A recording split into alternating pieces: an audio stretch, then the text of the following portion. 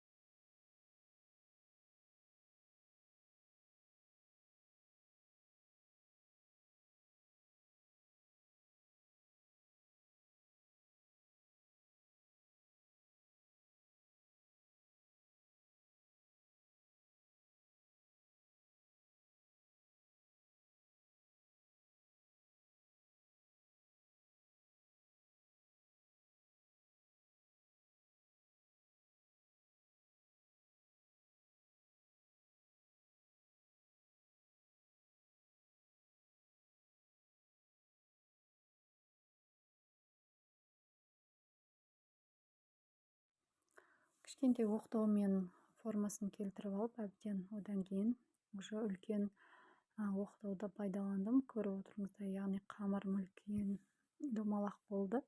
Сол себепті маған үлкен оқтау қажет болды.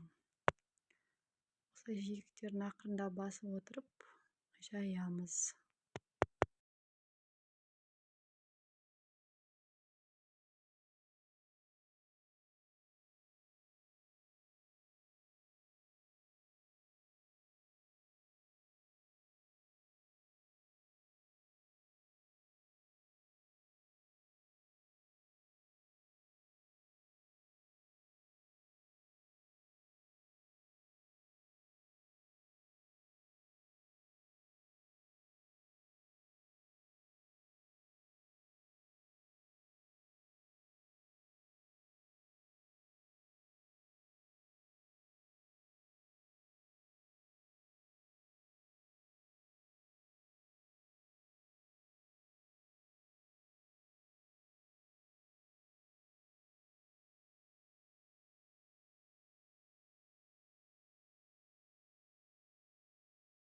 Достар, осылай қамыр жайдым. Мына менің штативім. Штатив жоқ менде.